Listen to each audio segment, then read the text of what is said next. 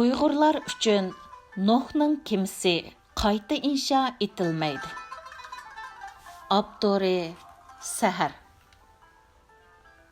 G'arb ellarining biriga kelib yerlashgan vaqtimda naiti tasda bir ish ko'rishmasiga chaqirtildim. Bir qancha kun bu ish ko'rishmasida so'ralish imkoniyati bor bo'lgan savollar ustida qattiq tayyorlik qildim. O'ylamagan yerdan mendan so'ralgan tunji savol meni tamtirtib qo'ydi. U bo'lsa-mu boshqalar bilan hamkorlashib ishlaydigan iqtidoring bormi?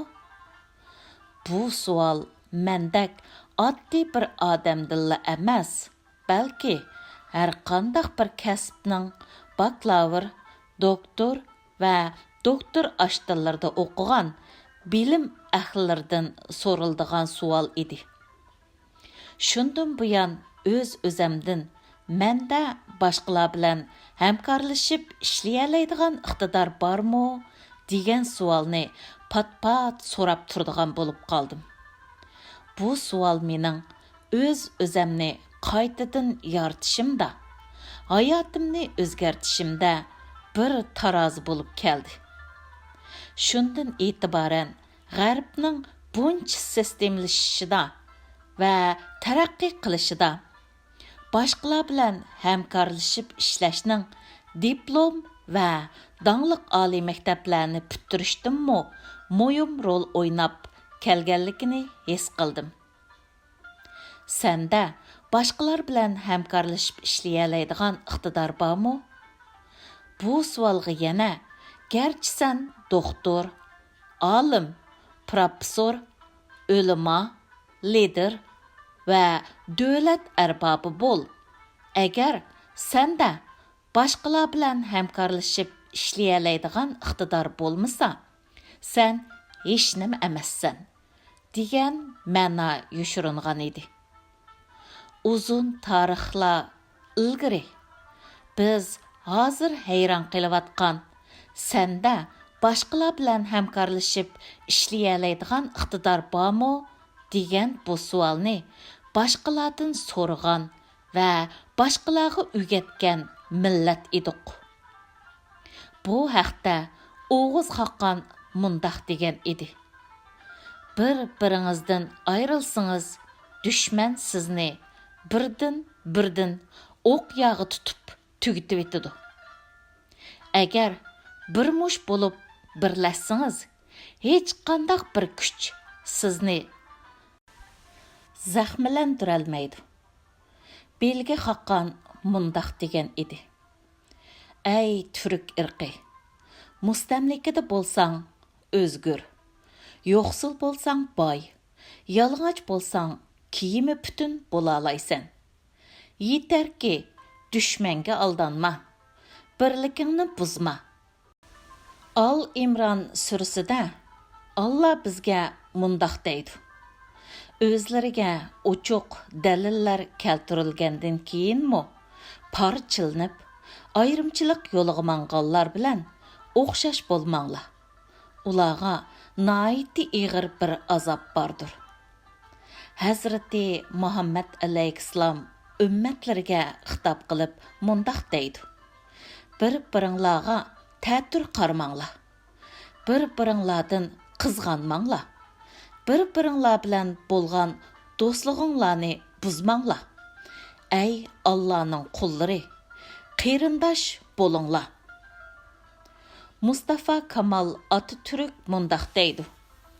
Bir millat bir-biriga ching yepishqanga qadar yer yuzida bu millatni parchalayotadigan bir kuchning borligini tasavvur qilish mumkin emas.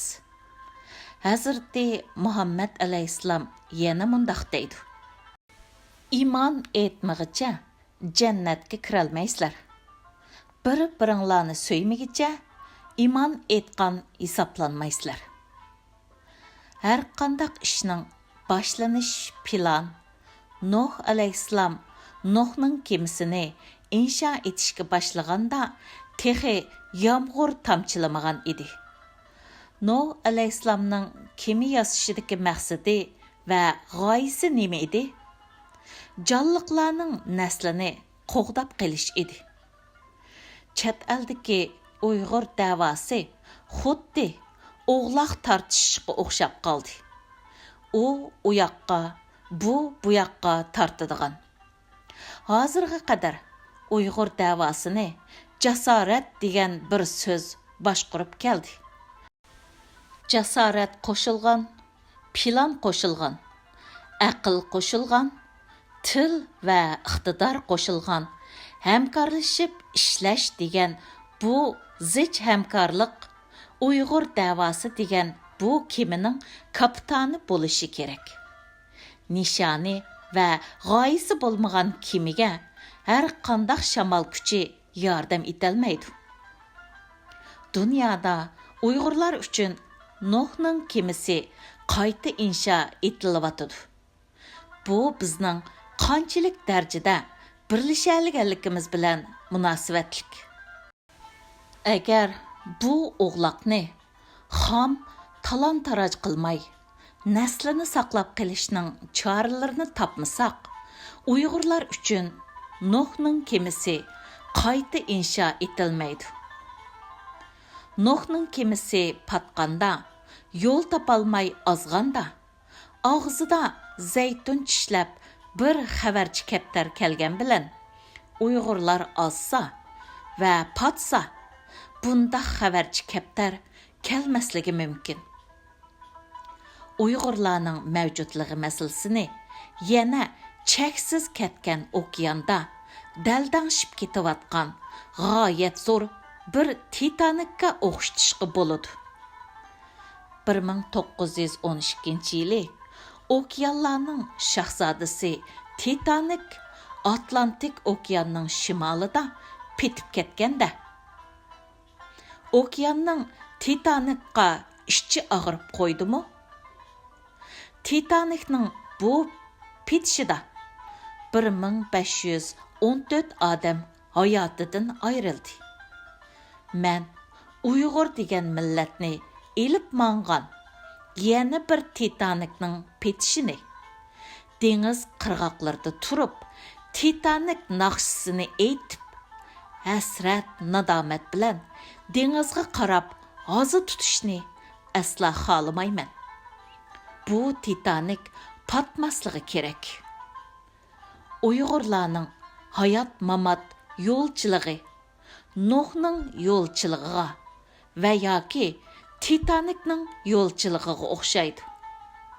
Bu kemining qirg'oqqa urilishiga va yoki yo'l topolmay ezishiga asla bo'shliq bermasligimiz lozim. Agar bu qitim Uyg'urlar uchun dunyo tarafidan yasalayotgan Nuhning kemisini yoki Titanikni paturib qo'ysak, bizga ikkinchi qitim bundaq fursat kelmasligi mumkin. 2018-yil 10-oyning 24-kuni